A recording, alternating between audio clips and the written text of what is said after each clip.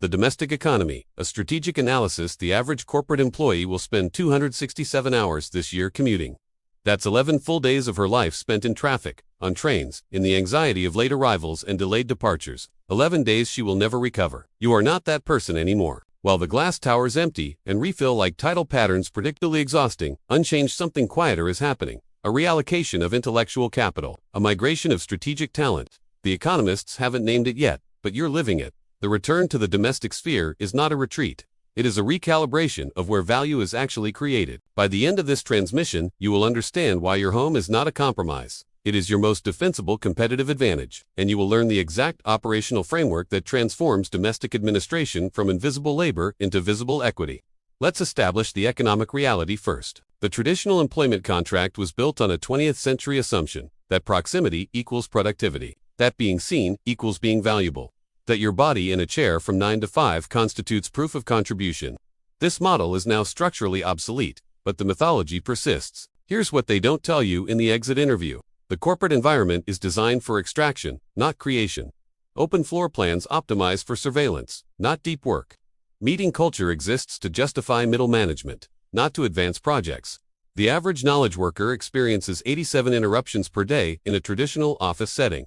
87 fractures in her attention architecture. You already know this, you've lived it. The exhaustion you felt wasn't personal failure, it was systemic design. When you chose to work from home, whether by deliberate strategy or circumstantial necessity, you weren't opting out. You were opting up. You eliminated the commute tax. You reclaimed the interruption overhead. You took control of your environmental variables.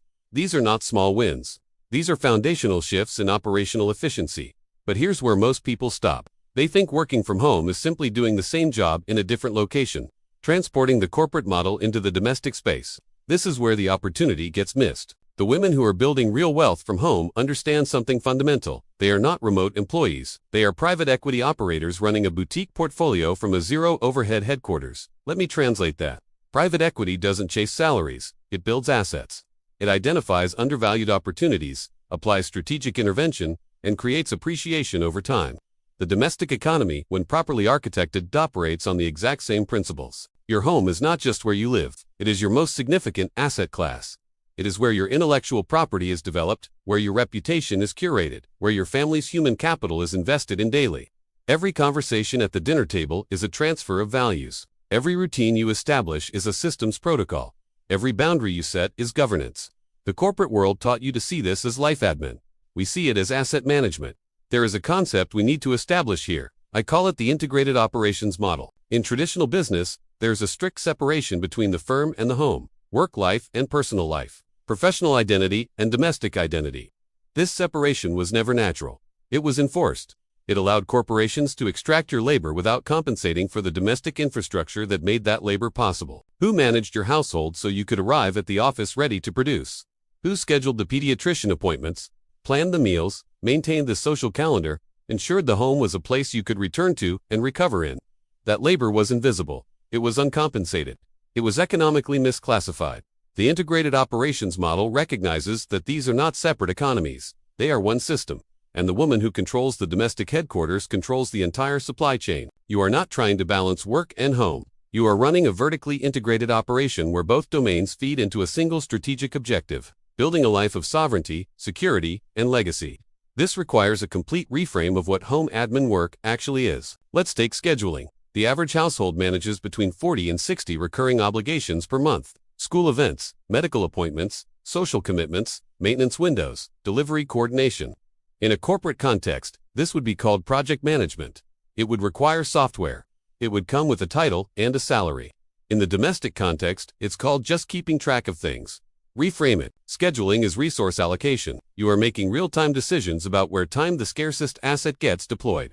You are assessing priorities, managing dependencies, anticipating conflicts. This is executive-level decision architecture. Meal planning is operational forecasting. You are analyzing consumption patterns, managing inventory, optimizing for health outcomes and budget constraints, and ensuring system stability. This is supply chain strategy, managing household finances, tracking expenses, planning for future costs, negotiating with service providers. This is treasury management.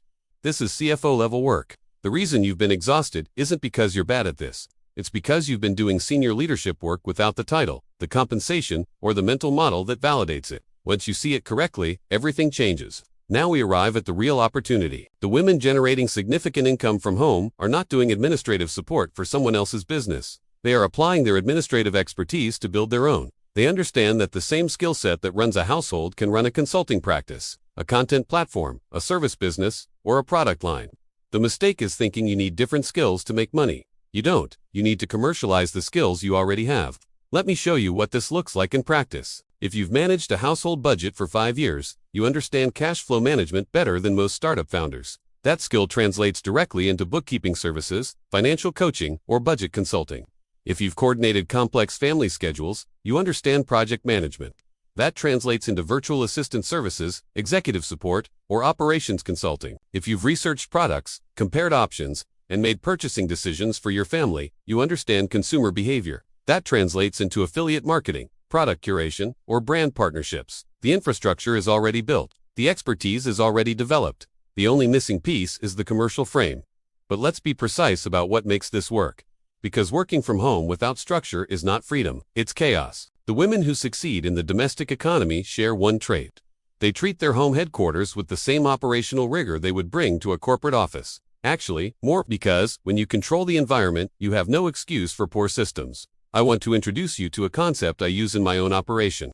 I call it environmental sovereignty. Environmental sovereignty means you control every variable that impacts your productivity: sound, light, temperature, interruption protocols, aesthetic coherence. You are not trying to work, despite your environment, you are engineering your environment to amplify your work.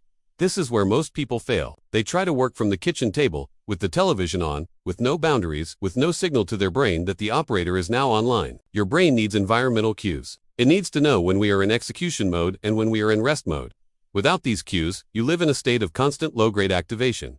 You're never fully working. You're never fully resting. You're just managing. Let me give you a specific protocol. I use a tool that most people would categorize as a luxury, but I categorize as infrastructure. Noise-canceling headphones. Not because my home is loud, because the act of putting them on signals to my brain and to everyone around me that I have entered a different operational mode. They are my sanctuary switch.